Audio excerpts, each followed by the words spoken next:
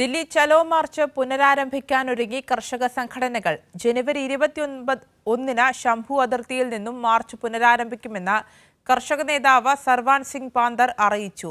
Minimum താങ്ങുവില നിയമപരമാക്കുക ഉൾപ്പെടെയുള്ള ആവശ്യങ്ങൾ ഉന്നയിച്ചുള്ള ദല്ലേവാളിന്റെ നിരാഹാര സമരം 52 ദിവസം പിന്നിട്ട സാഹചര്യത്തിലാണ് കർഷകർ ദില്ലി ചലോ മാർച്ച് പുനരാരംഭിക്കുമെന്ന് ആഹ്വാനം ചെയ്തത്.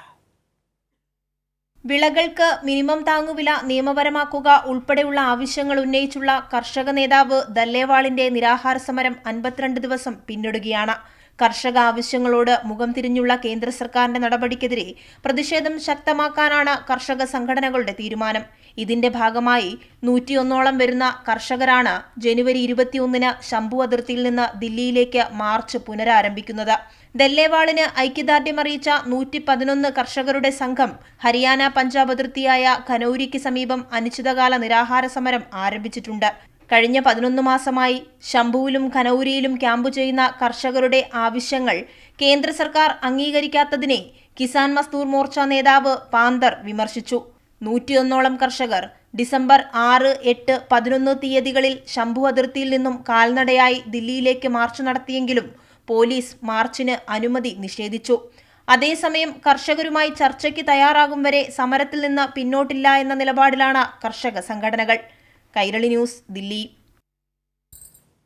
RSS തലവൻ മോഹൻ ഭാഗവതിനെതിരെ CBCI പ്രണവ് മുഖർജി ഗർവാപസിയെ പ്രശംസിച്ചെന്ന മോഹൻ ഭാഗവതിന്റെ പ്രസ്താവനയെ അപലപിക്കുന്നുവെന്ന CBCI 3 തവണ നിരോധിക്കപ്പെട്ട സംഘടനയാണ് ക്രിസ്ത്യൻ സമുദായത്തെ ദേശവിരുദ്ധമെന്ന് പറയുന്നതെന്നും വിഭജന രാഷ്ട്രീയത്തിന് ഉചിതമായി പ്രതികരിക്കാനും CBCI ആഹ്വാനം. RSS മേധാവി മോഹൻ ഭാഗവത് മുൻ രാഷ്ട്രപതി പ്രണബ് മുഖർജിയെ ഉദ്ധരിച്ചു നടത്തിയ പ്രസ്താവന നിരവധി മുൻനിര മാധ്യമങ്ങളിൽ വന്നതിനു പിന്നാലെയാണ് CBCI രംഗത്തെത്തിയത്. ഖർവാപസിയെ പ്രണബ് മുഖർജി പ്രശംസിച്ചിരുന്നു എന്നായിരുന്നു പ്രസ്താവന. ഖർവാപസി നടത്തിയില്ലായിരുന്നുവെങ്കിൽ ആദിവാസികൾ ദേശദ്രോഹികൾ ആയേനെയെന്നും മോഹൻ ഭാഗവത് പറഞ്ഞിരുന്നു.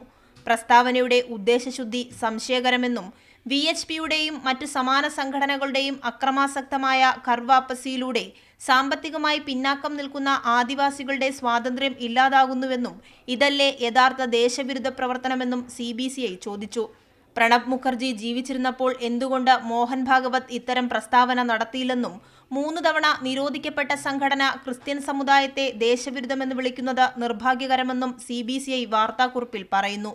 മുൻനിര മാധ്യമങ്ങൾ ഇത്തരം പ്രസ്താവനകൾക്ക് പ്രചാരണം നൽകുന്നതും നിർഭാഗ്യകരമെന്നും സംഘപരിവാറിന്റെ ഈ വിഭജന രാഷ്ട്രീയത്തോട് ഉചിതമായ രീതിയിൽ പ്രതികരിക്കാനും CBCI ആഹ്വാനം ചെയ്തു. കൈരളി ന്യൂസ്, ദില്ലി.